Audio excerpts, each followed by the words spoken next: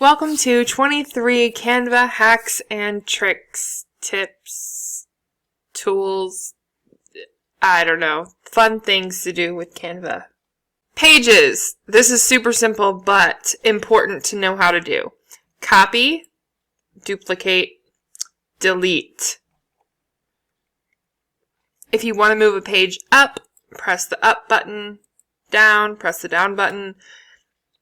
You can add notes, kind of like in a Google Doc, and you can also click here to add a new page. Another tip about pages is saving them individually. Click the download button, choose your file type, either a PNG or a JPEG, and then choose the pages or images that you would like to save. You can do the same even with a PDF. Download and it will just be that image. Elements, filtering by color. Alright, say that we want to find glitter and we know that we want black glitter. So you click this little button here and you can choose a color. You can choose whether it's animated or static. And then you can choose whether it's free or pro. So if you have Canva Pro, obviously, you'd want to include those because there's so many more images. Apply filters and you will see glitter options with black included. So obviously it's not perfect. Sometimes there's going to be other colors. For example, this one's black and pink. But you can also use the magic recommendations. Click see all and you'll get even more images that are similar. And that brings us to our next tip. Whenever you find an image, you can click the little three dots and it will show you the keywords. So this image has pointillism, illustration, colorful, dots, vector, cartoon. I think pointillism would be the closest if I wanted to find similar images. Yes. And then you find lots of similar images. Then there's more magic recommendations. This looks like they're kind of recommended based on the color scheme, but there's always lots of options and Canva keeps adding more and more tools for us to save time. Speaking of saving time, folders, creating and organizing folders is going to save you tons of time. As with most things, do as I say, not as I do. I have a huge mess of folders because I've used Canva for years now and didn't ever think to organize until recently. One thing that I really like to do is I like to create a new folder and name the folder after the artist that I got my clip art from. So I'll download a pack of clip art, I'll save it as the artist's name, as well as the artist's name and then the topic, so I can have the option of searching by topic if I'm looking for something. And then whenever you upload all of your clip art, upload their licensing terms as well. You can download the licensing terms as a PNG, screenshot it, and then put it in the folder with the artist's name as well as the clip art. So then you know exactly how you're able to use the clip art that you've purchased, the graphics, the fonts, etc. You can also organize by type if you have a bunch of backgrounds, for example. I have some folders based on a project I was working on. Some folders are based on my clients' names as well. If you have a client, you can make a folder just for them. This is a tip that I have never really utilized because I am not a ruler and grid type person. But if you are, go to File and then Show Rulers. And a ruler pops up both on the top and on the side. If you need the ruler on your image, you can drag it over and it's going to give you a guideline here. If you want to have it as inches, you just resize it as inches. And then your ruler right here and right here, they both change to inches. So say that you want it to be 3 inches in, you just go to the 3. And then if you have a guideline you want to get rid of, you just drag it off of your photo. You can use show margins and also show print bleed so you know exactly where your design needs to end if you are printing. We're going to turn these guides off because I do not like them. Oh, back to folders real quick. You can file, save to folder, and have your entire design inside a folder. And then whenever you're in another design, you can open this one and actually use it as the design rather than as a PNG. If that didn't make any sense, you probably haven't tried to do that before. But for those of you who have tried to integrate two different designs, that is how I do it. Speaking of integrations, there are integrations on Canva that I have and have not used. Some of the ones that I really like are Google Drive and Facebook. So if you have photos on your Facebook or your Google Drive that you want to use on Canva, you don't have to save them again and again and upload them and put them in folders over here. You can just connect it to Google Drive, Facebook, Instagram, Dropbox, etc. Letter spacing. This is something that seems simple, but I didn't understand how to change the letter spacing until I watched another tutorial like this one. So you click this button right here, and then if you want the letters to be spread out, you choose the letter. And then if you want your letters to be, your words to be spaced, let me fix this real quick. There we go. You can change your line height. Grouping and ungrouping. Let's add a few elements that we don't have already.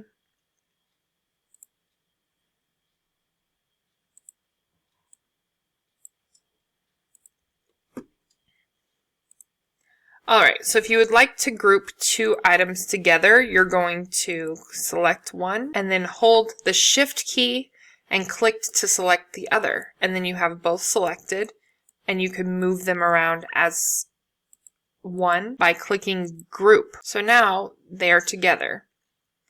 If you would like to resize them, you can now resize them together. Ungroup, and they are then separated. Locking and unlocking. This is for if you're designing and you have a certain element or elements that you don't want to move no matter what. So you'll click them. If you want to select several, you will select them and then click the lock button. So no matter what I try to do, I can move other elements, but not the ones that I locked. Unlock by clicking the unlock button. There are lots of effects that you can do on images. Take this, for example, and select retro. You can also do different tones, filters. Other than effects, you click filters and you can do different shades. Say you like an image, but for some reason it doesn't fit the way that you want it to, or it doesn't look the way that you want it to. Try to flip it. You can also flip vertically if for some reason that's what you need to do. Obviously, it's a funny example with people, but many times we have to flip our images vertically or horizontally, and then you can also rotate the image with the little circle here. Quite possibly my favorite tool in Canva is the background remover. Click Effects and then click Background Remover, and 90% of the time your background will be perfectly removed. Sometimes with certain images it doesn't work as perfectly, but there are tools over here so you can kind of zoom in and perfect it. Look how cool that looks. And using the same image, we're going to add a white outline to this image. Alright, so if you want to add a white outline to the back of your photo, to the back of you, usually that's how they're doing it on YouTube these days, those kids, whippersnappers. Click Remove Background, like we did before. And then we need to duplicate this picture. So click the Duplicate button right here. Effects, Background Remover. That's the top one. So with the back one, you're going to click it, and then choose a duotone option. It doesn't matter which one you choose, because you're going to click it right here, and you're going to change both of these to the color that you want behind your photo, which for us today is white. Then you're going to take your top image and move it over. You can resize a little bit if you want more of a glow or background, and it's best to use your keyboard arrows to get the exact spacing that you want. And some people like a little bit of a background, some people like more of a background. Again, you can just kind of move it around, play around with it. You can also change the color.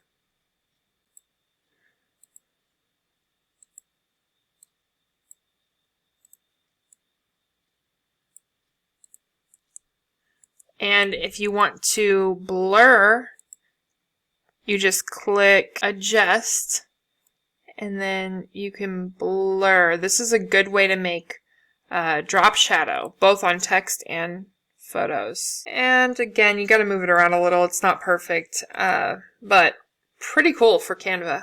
And spoiler alert, I just showed you how to do a drop shadow and blur. But let's do it with some text. So let's make this white for the moment. This is going to be black. Drop shadow text.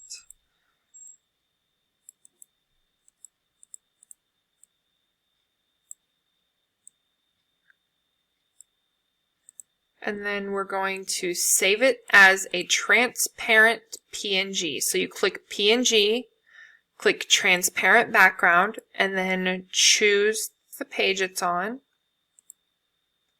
Click done, and then download. We're going to upload. All right. Now we're going to make it just as big as our other text. And then we're going to click adjust and blur. See how easy that is? You can do a lot of blur, a little blur. You just kind of got to move it around. And again, you can use your arrow keys to get it more precise. But this is the way that I like to do the drop shadow, because it's just, whenever you do it the other way where you duplicate, you can't blur the text. So it just looks better this way. I'll show you what I mean. So let's get rid of that.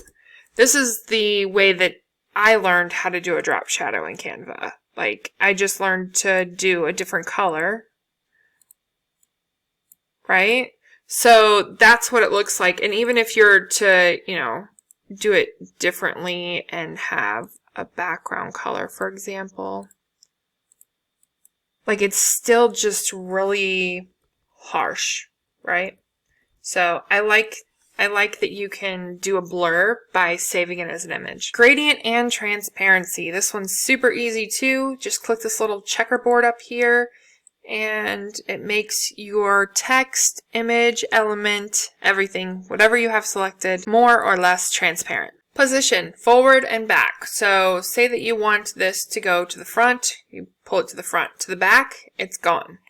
And then you can pull it forward layer by layer by layer. Say that you have this image and you want it to be in front of the F. You just click position and then forward until it gets in front of it, and then you can kind of adjust it to where you want it to be. Next is alignment. You click position the same way, but then you'll click top, middle, bottom, left, center, or right. Accessing hidden layers. Let's send this one to the back. And then we know it's there, so we want to find it. So we click Control and click. Do you see that? How that popped up? So you just found the hidden layer. You can move it to the front. Again, Control and click. And then you can access it. Styles. This is something you probably already know, but I just learned about it recently. I am not great at font pairing, so this is awesome.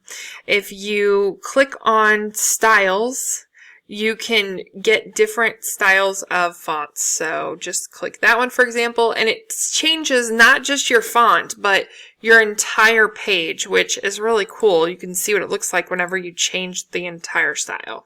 So it just changes it sometimes a little bit, sometimes a lot, but they're fun to play around with. I really like these for font pairings, color pairings, saving lots of time. Adding hyperlinks in PDFs. If you have not created a PDF with a hyperlink, you're going to click the text box that you want to hyperlink, and then click this little link up here and type your URL. You want to type it with the HTTP and then click apply. It's going to be underlined, and then you can click it whenever it is in a PDF. Photo mask frames. This one is so fun. You're going to start with elements, type in frames, and hit enter. Scroll down until you find the frame that you want. So A, B, C. So you can choose the frame that you want and then go to Photos and search. I'm going to use glitter because who doesn't love glitter? Some of these are going to work better than others. You can create so much with these frames. You can do people's names, you could do glitter gradients, you could do backgrounds, like say ocean, right? So do someone's name and then add the ocean. If you want to make more like a full scene, so to speak, you can move your image over. So this one's in the middle already, and this one go all the way this way. And then it looks more like a cohesive image. You can do so much with these. Love them. And last but not least, we have some keyboard shortcuts. So the only one that I'm going to show in this video is a quick copy and paste. I have a whole other video with a bunch of keyboard shortcuts to save you time in Canva, so go check that one out next. But just select the item that you want to copy, Control C, Control V. Or if you're on a Mac, it's probably Command. You can do this with different items. So say that you want to copy all of these. You hold Shift and click, and then Control C, click out, Control V. You copied the whole thing. Isn't that cool? I love keyboard shortcuts, and they save so much time. So be sure to go check that other video out.